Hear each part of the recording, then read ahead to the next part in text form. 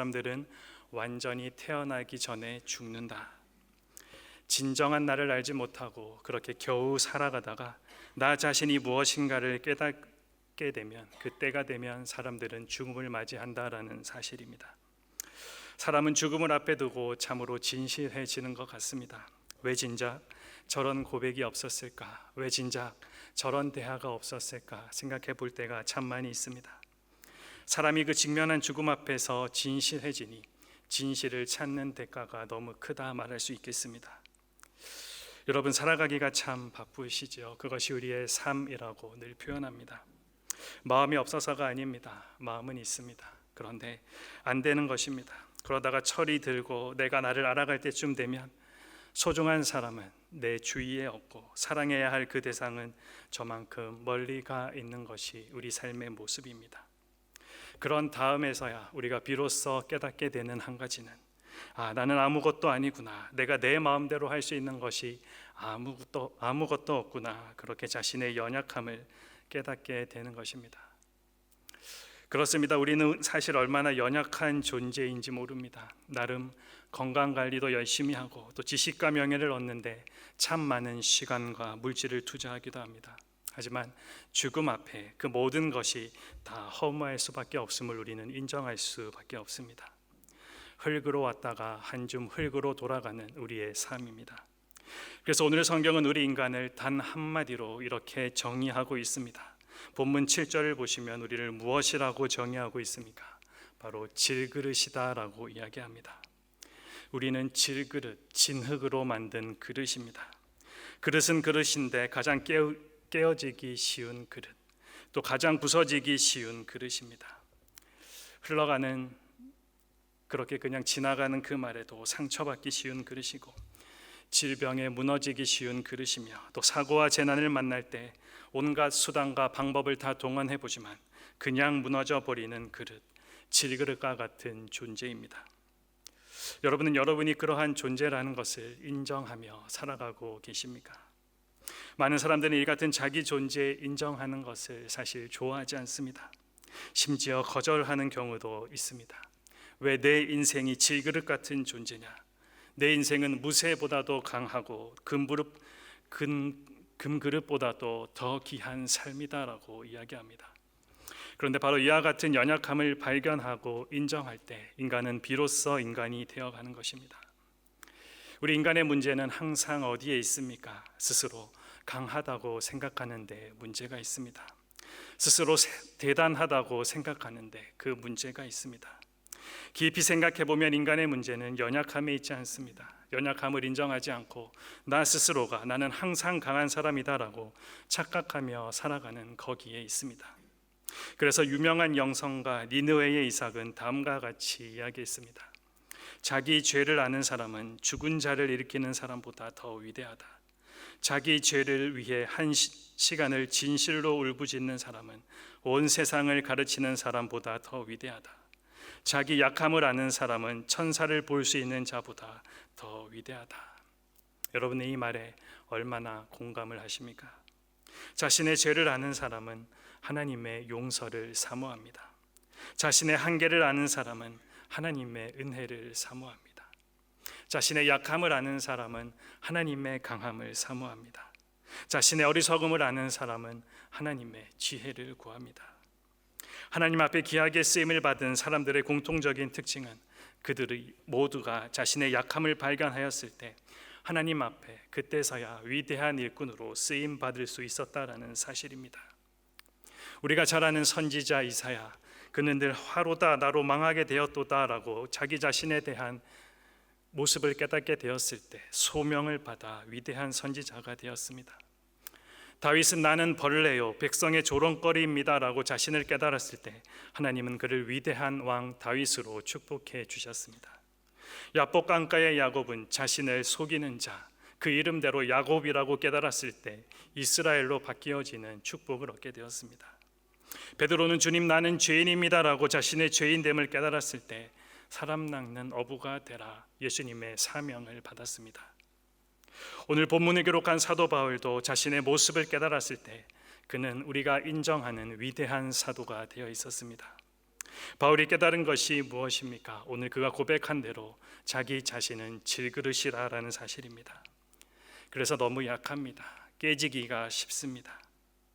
가만히 생각해 보니까 내가 할 수 있는 것보다 할 수 없는 것들이 왜 그렇게 많은지 모르겠습니다. 그리고 못하는 것이 왜 그리 많은지도 모르겠습니다. 뿐만 아니라 아는 것보다 모르는 것이 더 많이 있습니다. 빈수레가 요란하다라는 말처럼 모르는 사람들이 큰 소리치며 살아갑니다. 여러분, 누가 예의가 없습니까? 누가 겸손하지 못합니까? 나의 연약함과 한계를 모르는 사람입니다. 그러나 나의 연약함을 알고 내가 지극히 한계적 존재임을 인식하며 살아가면, 그리고 언제나 겸손하면 하나님은 바로 그 사람에게 긍휼을 베풀어 주신다라는 사실입니다. 하나님은 능력을 입혀 주십니다. 긍휼을 베풀어 주십니다. 인간의 힘과 인간의 지혜와는 비교할 수 없는 하늘의 능력과 지혜를 공급하여 주십니다. 나의 약함이 곧 하나님의 강함이 되는 순간입니다. 그래서 하나님은 우리를 핍박도 이겨내게 하시고 시련도 감당하게 하시고 유혹도 물리치게 하신다, 바울이 고백하고 있습니다. 오늘 본문 8절과 9절 말씀을 우리 한번 다 같이 읽어보겠습니다. 우리가 사방으로 우겨쌈을 당하여도 쌓이지 아니하며 답답한 일을 당하여도 낙심하지 아니하며 박해를 받아도 버림받지 아니하며 거꾸로 트림을 당하여도 망하지 아니하고. 우리가 가장 연약한 질그릇임에도 불구하고 이러한 능력이 있는 이유가 무엇입니까? 오늘 본문 첫 번째를 시작하면서 고백했던 것처럼 우리 안에 보배로운 예수 그리스도가 계시기 때문입니다. 여러분 안에 계시는 예수 그리스도는 죄악을 이깁니다. 사단을 이깁니다. 환경을 이깁니다. 세상의 유혹과 풍조를 이깁니다. 그런데 많은 그리스도인들의 얼굴이 보배를 가진 사람의 얼굴이 아닌 것처럼 보입니다. 마음도 말도 행동도 보배를 그 사람 같지가 않습니다. 질그릇 같은 자신만 바라보지 보배이신 예수 그리스도를 바라보지 않기 때문입니다. 나는 약하지만, 나는 깨어지기 쉬운 질그릇이지만, 그러나 더 비교할 수 없이 강하고 위대한 보배가 있음을 우리는 기억해야 합니다. 나에게는 더러워진 죄성이 있습니다. 그러나 동시에 그 죄가 아무리 강할지라도 그 죄를 이기는 강력한 예수의 보혈이 있음을 우리는 잊어서는 안 됩니다. 그래서 우리가 세상에서 승리하는 길은 우리 안에 있는 보배를 발견하고 그 보배를 힘입어서 살아가는 것입니다. 학문의 즐거움이라는 책을 쓴 일본의 수학자 히로나카 헤이스케라는 사람이 다음과 같이 우리들에게 이야기했습니다. 인간의 두뇌에 있는 140억 개의 뇌세포가 있다. 그 140억 개의 뇌세포를 다 쓰려면 234개라는 수명이 필요하다. 사람은 방대한 수의 뇌세포를 가지고 있지만 보통 그 10%, 많아야 20%를 다 못 쓰고 일생을 마친다. 쓰이지 않는 뇌세포는 마치 바닷속에 숨어 있어서 사람의 눈에 띄지 않는 빙산과 같아. 즉 우리는 잠자고 있는 거대한 뇌세포에 숨어 있는 자기 재능이나 자질을 스스로 알아내지 못하는 것이다. 자기의 재능을 모두 발견하고 자기라는 인간을 완전히 이해하기에는 우리의 인생이 너무 짧다. 너무 안타까울 따름이다. 여러분은 얼마나 바쁘게 삶을 살아가고 있습니까? 우리는 참으로 무엇에 쫓기는가, 또 무엇을 위해 살아가는가, 목적도 없이 때로는 바쁘게 살아갈 때가 참 많이 있습니다. 그러다가 내 안에 엄청난 부하가 있음을 발견하지 못하고 살아갈 때가 얼마나 많은지 모르겠습니다. 그러므로 우리는 우리의 속마음을 늘 들여다보아야 합니다. 조용히 묵상하는 시간을 가져보아야 합니다. 자기를 돌아보는 시간을 우리는 가져야 합니다. 우리가 내면을 들여다보면서 발견해야 할 가장 소중한 가능성은 우리 안에 보배로운 하나님이 계신다라는 사실입니다. 선지자 예레미야도 이 하나님을 발견하기 전에 자신에 대한 비전이 없었습니다. 그는 하나님을 발견하기 전에 자신을 어린아이라고 고백했습니다. 말할 줄 모르는 사람이라고 고백했던 것입니다. 그러나 그 안에 있는 하나님은 그에게 이렇게 말씀하십니다. 내가 너를 모태에 짓기 전에 너를 알았고 내가 배에서 나오기 전에 너를 성별하였고 너를 여러 나라의 선지자로 세웠노라. 이 위대하신 하나님을 만나고 그는 위대한 선지자가 되었습니다. 베드로는 하나님을 발견하기 전에 흔들리는 갈대라는 뜻을 가진 시몬이라는 이름을 가지고 있었습니다. 그러나 그가 하나님을 만난 후에 그는 거대한 안반, 반석이라는 뜻의 베드로가 되었습니다. 사랑하는 여러분, 우리는 질그릇입니다. 그 질그릇됨은 결코 자랑거리가 되지 못합니다. 그러나 그 안에 보배로우신 하나님이 계십니다. 그러므로 여러분의 가능성을 여러분 밖에서 찾지 말고 여러분 안에서 찾으셔야 합니다. 지금 여러분 안에 무엇이 있는가를 가만히 한번 잘 살펴보십시오. 하나님께서 모세를 만났을 때 사명을 부여해 주셨습니다. 하지만 모세는 나는 할 수 없다라고 거절했습니다. 나는 가진 것이 없다, 나는 무능력하다 말하며 하나님의 그 사명 앞에 몸부림쳤습니다. 그런데 그때 하나님이 모세에게 질문을 한 가지 하십니다. 출애굽기 4장 2절 말씀입니다. 내 손에 있는 것이 무엇이냐? 그가 이르되 지팡이니이다. 내 손에 있는 것이 무엇이냐? 이 질문에 모세가 지팡이가 있다 대답했습니다. 그런데 그 모세가 가지고 있는 하찮은 지팡이가 이스라엘 민족을 인도하는 하나님의 지팡이가 되었다라는 사실을 여러분들 기억하고 있습니까? 해질 무렵 베세다 들녘에 수많은 사람들이 굶주려 있을 때 사람들이 가지고 있는 것이라고는 오병이어 보리떡 5개와 물고기 2마리밖에 없었습니다. 지자들은 그것을 보고 참 많이 실망했습니다. 그것으로 사람들을 먹일 수 있으리라고는 상상을 하지 못했기 때문입니다. 그러나 예수님께서 제자들에게 묻습니다. 내게 있는 것이 무엇이냐? 그때 제자들이 오병이어라고 대답하고 그것을 가져오라 말씀하시며 하나님께 감사하였을 때 기적과 같은 일이 일어났습니다. 성인 남자만 5,000명을 먹일 수가 있었습니다. 여러분, 여러분도 하나님의 질문 앞에 여러분이 할 수 있는 대답은 무엇입니까? 여러분의 있는 것은 무엇입니까? 여러분의 손에 들려져 있는 것은 무엇입니까? 여러분이 의지하고 있는 것이 무엇입니까? 우리 안에 있는 예수 그리스도, 그 이름이 바로 보배입니다. 성전 미문에 앉아있는 안진뱅이가 있었습니다. 성전에 예배하러 가는 사람들을 붙잡고 구걸을 했던 사람입니다.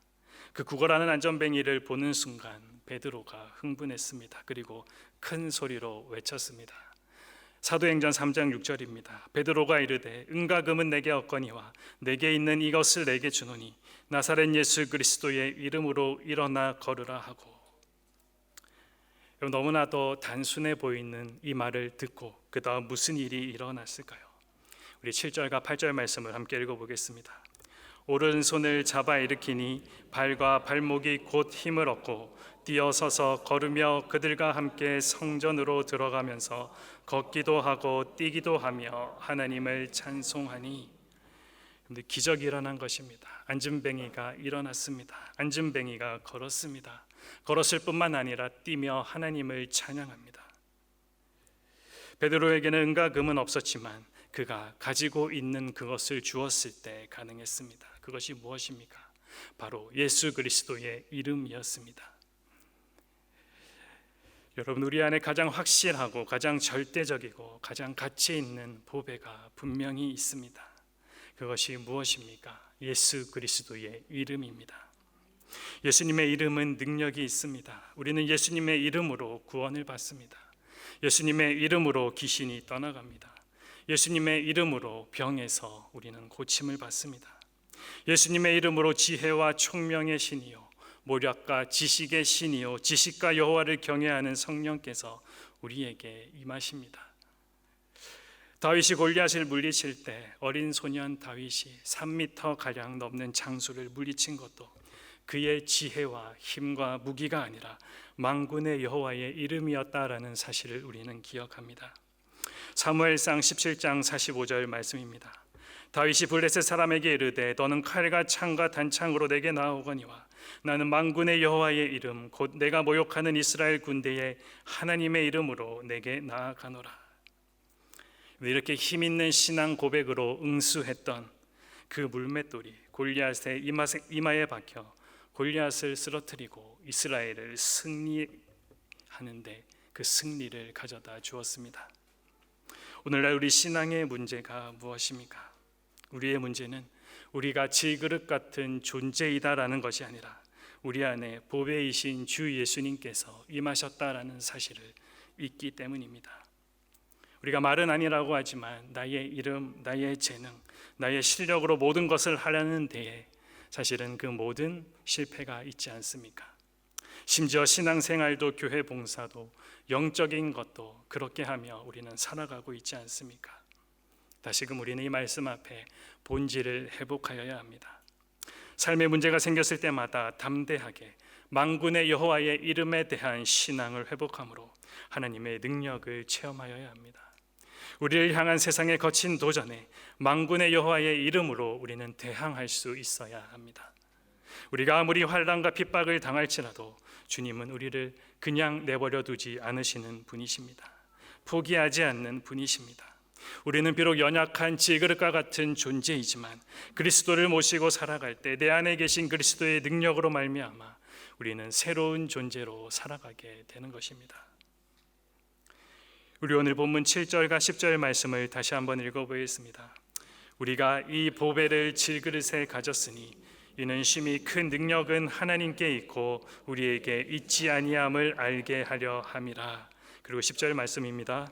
우리가 항상 예수의 죽음을 몸에 짊어짐은 예수의 생명이 또한 우리 몸에 나타나게 하려 함이라. 아멘.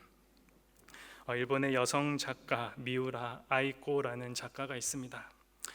빙점, 이 질그릇에도 양치는 목자 등 참으로 기독교 소설가로서 많은 일본 사람들을 이 소설로 복음을 전했던 작가입니다.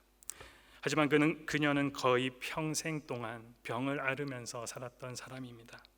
폐결핵으로 인생의 한근기인 24살 때부터 13년 동안 거의 침대에서 누워 지내고 결핵균에 의한 감염으로 척추 카리에스, 띠 모양 습진, 파킨스병 그리고 암 갖가지 질병 속에서 하루하루를 보냈던 사람입니다. 그러나 그러한 고난 속에서 그녀는 위대한 작품들을 만들어냈습니다. 이 여인이 고통 속에서 암송한 시가 하나 있는데 작자 미상의 아프지 않으면이라는 제목의 시였습니다. 그 시는 이렇게 시작됩니다. 아프지 않으면 드리지 못할 기도가 있다. 아프지 않으면 듣지 못할 말씀이 있다. 아프지 않으면 접근하지 못할 성전이 있다.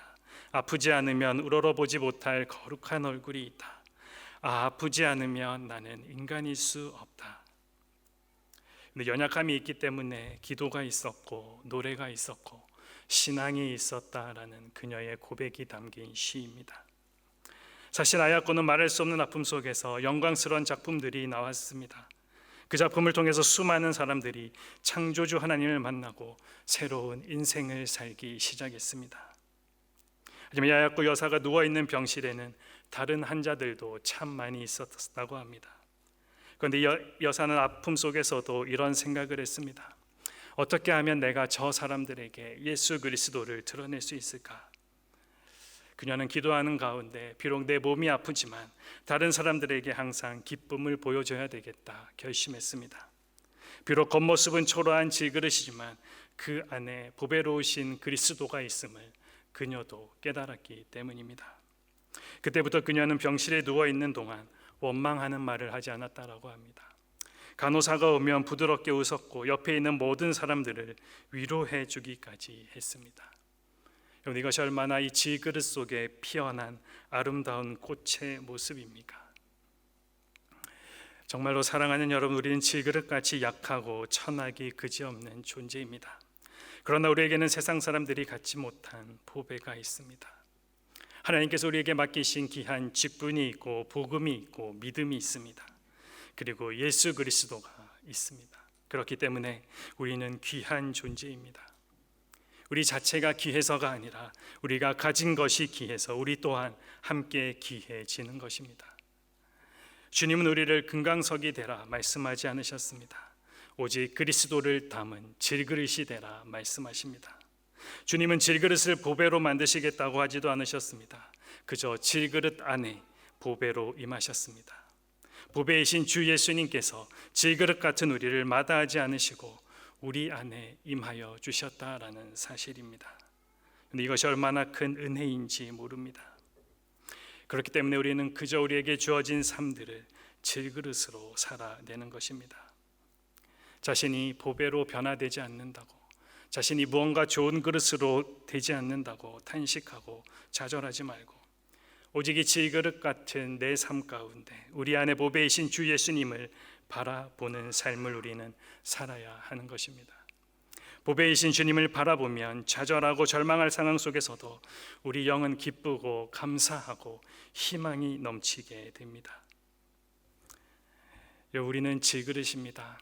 지나가는 말에도 상처받기 싫고, 사단의 유혹에 그냥 넘어지기 싫고, 질병 앞에 건강을 막을 수 없고, 또 아무리 운동을 하고 몸매를 가꾸어도 활처럼 지나가는 세월 앞에 늙음과 죽음을 막을 수 없는 존재입니다.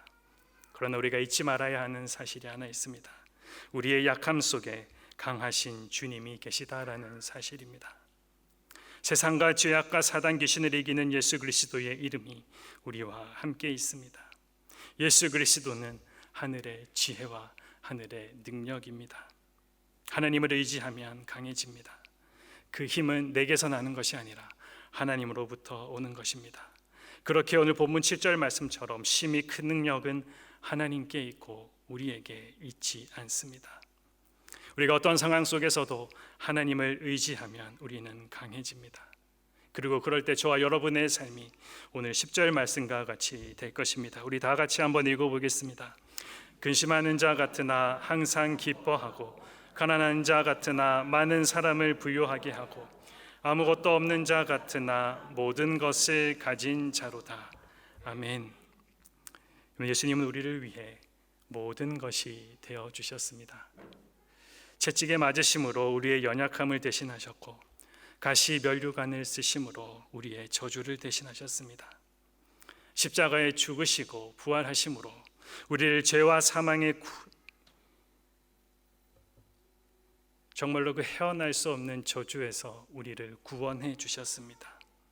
그 예수님이 우리 안에 거하십니다. 우린 다음 주에 고난 주간을 보내게 됩니다. 예수님께서 하신 일들을 우리는 다시 한번 묵상하는 시간을 가집니다.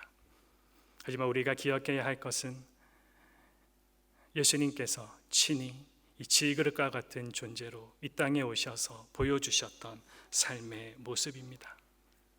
질그릇과 같은 우리의 삶에 보배로 담겨 있으신 예수, 그 보배가 우리의 삶 가운데 드러나기 위해서 우리가 해야 할 일이 무엇입니까? 우리 자신을 열심히 깨트려 나가야 하는 것입니다. 내 안에 올라오는 욕망, 다른 사람을 용서하지 못하는 마음, 계속해서 내 뜻대로 되지 않는 것에 대한 분노, 또 불평, 불만, 그것이 드러나는 것이 아니라 우리는 예수 그리스도, 내 안에 있는 보배가 드러나기 위해서 질그릇과 같은 내 존재를 매일매일 매순간 매순간 깨부셔야 하는 것이 우리의 삶에 주어진 과제입니다. 우리는 비록 질그릇 같은 연약한 존재이지만 그럼에도 가치 있는 존재가 될 수 있는 것은 우리 안에 담겨져 있는 예수 그리스도임을 기억하고 우리는 겸손하게 살아가야 합니다. 질그릇을 보지 말고 여러분의 보배를 보십시오. 질그릇 같은 나 자신을 보면 실망하기 쉽고 좌절하기 쉽지만 내 안에 담긴 보배를 바라볼 때 우리는 그때야 비로소 예수 그리스도의 능력을 힘입어 질그릇 속에 피어난 아름다운 꽃으로 우리의 삶이 쓰임받아 살아갈 수 있게 될 것입니다. 오늘 우리에게 주어진, 또 우리에게 남은 저와 여러분의 삶이 그와 같은 은혜와 복이 가득하기를 소망합니다. 기도하겠습니다.